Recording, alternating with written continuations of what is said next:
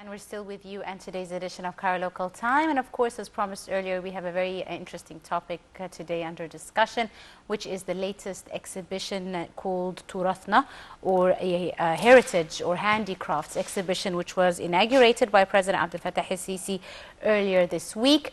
The exhibition features 620 artisans and entrepreneurs and more than 45 civil society organizations, and of course it is dedicated to the government's Upper Egyptian Development Program. Now we're delighted to be joined this afternoon in the studio by our guest, Engineer Samir Riad, the economic expert. A very good afternoon to you, sir, and thank you so much for coming in this afternoon. Right, Engineer Samir, let's talk a bit about the inauguration. During the inauguration of the exhibition, President Sisi affirmed the state's keenness to support the young craftsmen, young entrepreneurs, raise their manufacturing capacity and capabilities. Tell us a bit about the importance of this sector, small, medium enterprises, for the national economy. The aim of the President and the aim of everybody in Egypt is to raise the standard of living. Yes. And to increase the income of the individual. And this can be occurred only by working. Mentioned several times, work is the key to get a better standard of living. Yes. And definitely, if we look at our export, we find that we exported in 2019 only $30.2 billion. And this is, you know, with a country with over 100 million people, we are supposed to do better. A country like Vietnam, for example, they are exporting $192 billion. South Africa, $90 billion. And definitely, he is targeting us that we increase our export. Yes. And definitely by doing what he is doing and his aim and the infrastructure and all of these things, which is the Prime Minister and the government and our President is trying to pass us a message. Yes. And this message is very, very important that we take it very serious. Indeed. Engineer Samir, let's talk a bit about the obstacles that face young entrepreneurs. The President himself pledged really to try and eliminate or eradicate these obstacles facing young entrepreneurs and craftsmen. What are some of these challenges in your opinion, sir? Well, the challenges are, you know, we are inheriting a lot of problems. We have to be honest. They are mentioning that once upon a time, 100 years ago, we had 4 million faddan, and we were 4 million people. That means everyone has got one faddan. Today, we are 100 million people, or over 100 million people, and we have got 7 million faddan. This is passing a message that it means our food, which we were supplied, is not anymore available. That is why we have to look at it. You know, this is statistics which they made, and this comparison which they made is very, very important. And definitely through this, we can learn a lot and we can do a lot. Indeed. Engineer Samir, let's talk a bit about the specific sector. Small, medium enterprises are becoming more and more common, are becoming more and more lucrative, and more specifically youngsters are keen to embark on their small, medium enterprise projects.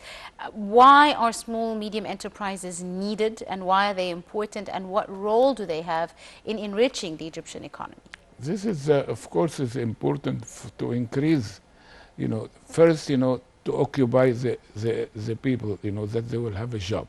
And number two is to get products which is needed for the market. And, you know, number three is definitely, you know, if it is connected to the big units, you know, this can be achieved as well through that we have got a lot of ideas now that in Al-Ubayya they are making work next to your house or something like this.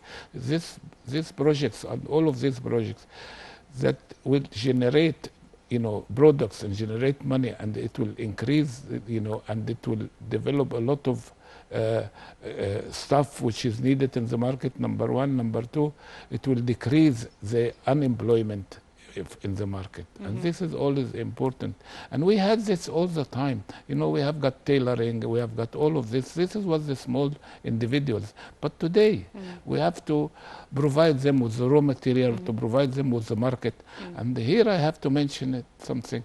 The market has to be looked at. You know, definitely the department stores and the chains is needed in the market. Once upon a time, we used to have this Lots of the old ones, yes, of and course. now we don't have as much as we. Which leads me to my next question, the issue of marketing, as Yes. you said. Is local marketing enough, or do we need to look abroad? No, we have to look at. We have to improve the local market. We have to have the transparency of the product in the market. We have to have the competition in the market. We cannot have a piece of cake for 50 pounds and 100 pounds. This is no, because there is failing the competition. The monopoly is still existing in the market. We have to supply the market with, you know, with what is needed. You know, it should be equal to the demand. Indeed. Now, the handicraft sector is also a very interesting sector, really, that is being supported by agencies like the Micro, Small and Medium Enterprises Development Agency, MSMEDA. And handicrafts are very unique in the fact that they are unique to every country, really. They are unique to our specific heritage, our specific culture, etc. Tell me, how are they important, in your opinion, and essential in the specific area of production? We are inheriting this from the Pharaoh time, you know, and we are a country which possessing this kind of art. And definitely, you know, we shouldn't allow it to be demolished, and we should increase it, and we should make something out of it and make it an international, not only local. And definitely we look at it, you know, positively. Indeed. In Egypt, we have a high percentage of youngsters and youth. And you mentioned an issue, a very important issue, which is that small, medium enterprises could also be an answer to unemployment. It is a provision of a job opportunity. How can this be the most benefit out of these small, medium enterprises? We have to organize it in a way. First, you know, the market, what is needed in the market, and you know, and the relationship between the education and the demand of the market. This we have to establish a relation and a link between both of them to enable us to supply the market with what is needed, and we don't depend on import of a lot of things. You know, we have to minimize the import, and we have to you know, to increase the export. Indeed. Engineer Samir, let me ask you, what kind of support do young entrepreneurs need, especially in the beginning of any project that they're about to embark on? We used to have individual teachers, which is the father. Everybody was inheriting the job of his father, Yes. you know, and he was the best teacher. And unfortunately, this has been decreased a lot. And this we want to bring it again, you know, to enable us that from generation to generation that we can get, you know, the know-how and the knowledge from, and the best teacher is the father to his son. And also lots of international organizations and funds and banks provide financing for this kind of entrepreneurship. Do entrepreneurs need funding often? They need a lot of things. Funding is one of them. It's not all. But we are, you know, focusing a lot on funding. But, you know, the know-how, the market, the raw material providers, all of these things is needed, you know, to enable that individual to have an easy way of overcoming the problem which he may face it. And what are some of the non-financial services that these entrepreneurs could need, whether it's advertising or marketing, or well, I suppose they're also related to finance, but what other non-financial services do you think would enrich If we are projects? organizing the market itself, they will provide them with finance. We will provide this individual with finance. That is why we have to have more organized marketing, and we have to have the chains, and we have to have that the individual can sell his goods in a easy way, and he can produce according to the demand of the market. He cannot produce anything which is is not suitable for the market. That's why the market will tell him what to do. Indeed. Now let's talk a bit about, for example, this project and how important these small medium enterprises are in providing opportunities, especially with relation to the development of certain sectors, certain areas, geographical areas in Egypt. For example, Upper Egypt. Right. Upper Egypt is a very rich and fertile area for development, lots of potential, and lots of projects are geared towards this area, the specific place of Upper Egypt. How do you think these projects can be used to reach out to rural development specifically? You mentioned something which I always, feel that we had neglected it for a long time, is Upper Egypt. Once upon a time, a village was with certain amount of people. Definitely, after years and years and years, the development of these villages has been, and the number of the population has been increasing, yes. And the automation and the improvement of the means of agriculture and so on made these people that they have got a lot of lack of work. That's why we have to go there and create, what is friendly for the environment, and we have to provide these villages with factories, with individuals, which they can provide us with some products and so on. There is a lot of things which we can do in those villages, because there is a lot of time wastage in those areas and a lot of people without work. Also in these villages that you mentioned, sir, there are lots of youth as well as women. Right. Women empowerment is another major focus of the current administration, as well as President Abdel Fattah al-Sisi. And such projects are really a great opportunity for Egyptian women from these areas to really embark on their own. Right. There is a lot of industries which can be provided and can be made in those villages, like ready-made garments, like shoes, like leather work, bedding. There is a lot of things which we can do it. Only we need the statistic and the people and the guidance, and definitely we are capable of providing these people with work.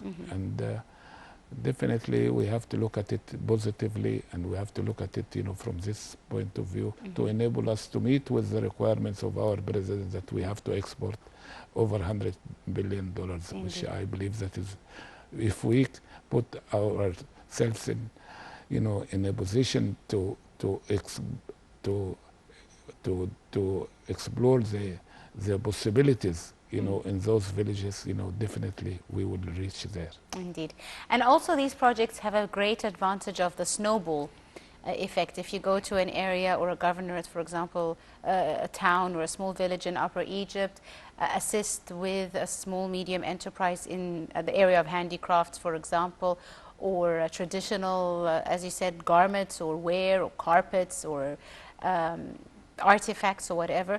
Usually if it is being run, they employ more women, they employ more youngsters, more youth, providing more job opportunities for the specific, maybe underrepresented sector. Right. Definitely the government looked at the infrastructure as a major thing, and this is very important today, that the roads and the infrastructure and the improvement of the rails and the improvement of all of these things made this possible, because definitely to enable these people to get the raw material and to sell their product, they need the transportation. And definitely when our president looked at it, and he is focusing on it right from the beginning, he is absolutely right. And definitely this will make big changes in Upper Egypt. Indeed. How do you see the policy, or how successful is the policy of providing low-interest loans for the new small medium enterprises, in your opinion? Everything which is going to minimize the cost of the product, this will be a positive thing, on the selling and on the cost of the product, and definitely one of them is the interest rate, which if we decrease it as much as we can, but this can be only done by increasing the standard of living and having a better economy. So it's a circle, really. Exactly. It follows up. Exactly. And even people who get these loans, low interest loans, end up taking out more loans to further expand their business or their project. Is this a viable option in your opinion? Yes, it is. You know, in a way it is. You know, the whole thing, it is linked together, and it is one with the other. It is, you know, and definitely if the standard of living is raising up and our economy is getting stronger, definitely the decrease of the interest rate will come down, you know, automatically. That's why it is a vicious circle which we are in it. Indeed. And during the coronavirus pandemic that we're currently dealing with the consequences of, a lot of industries did struggle. However, others seem to flourish really and pick up. How do you see small, medium enterprises faring when it comes to the repercussions economically of the coronavirus pandemic? Thank God, I believe our government handled this crisis in a very good way. Indeed. And definitely the position of Egypt, that between three continents and the increasement of the export of the, you know, agriculture product made, you know, the economy stronger, and there was some positive things because of this coronavirus, and some, of course, you know, some negative things, but hopefully that we can go through it and we can survive, and we are surviving, thank God, you know, and we are doing much better. And how do you see the Egyptian economy faring with regards to the upcoming period? I'm looking forward to the future very much, and I believe we have done the base, we have done the infrastructure, we have done a lot of things, and the government is using the scientific ways and the ideas and the statistics, and they know what they are doing, and definitely our people are making a very good progress with the government rules and government, you know, instruction, and I hope that we can meet with the requirement of our presidency. Indeed. And Egypt is a very unique country in its geography. Exactly. It is well positioned, whether in Africa, in the middle, between Asia, Europe. Tell me, how does this give Egypt an edge when it comes to import and export specifically of such products as these? Yes, it's very, very important. Today, you know, the time factor became a very, very crucial issue. Yes. And we are not far away from Europe. We are only a few hours from Europe. Indeed. A boat will take 7 to 8 days to reach, you know, Germany, or to reach middle of Europe, which is a very short time. All of this is advantages, which we are exploding it, and we are getting, you know, the outcome of it, and hopefully that we can use it in a positive way for our economy. And in Egypt itself plays a very important link, of course, between, for example, Europe, Asia, and the rest of the African continent. Exactly, and hopefully that we have got a very good chance that we can penetrate and we can use the raw material of Africa, and we can have a better relationship with all the African nations economically. And our president, right from the beginning, he cared about this very much, and definitely this is the future, and we should, you know, increase our export to Africa. Absolutely. Right. I'd like to thank you very, very much. Our guest for this afternoon, Engineer Samir Sami, the economic expert. Thank you so much for coming in this afternoon and for all your insight. Thank you. Thank you very much, sir. Ladies and gentlemen, I guess that's all the time we have for today's episode of Cairo Local Time. We do hope you have enjoyed it. You were in the company of myself and Jumeirah. Many thanks for watching, and join us again tomorrow, 4 p.m. for another edition with a different crew. Till then, it's goodbye.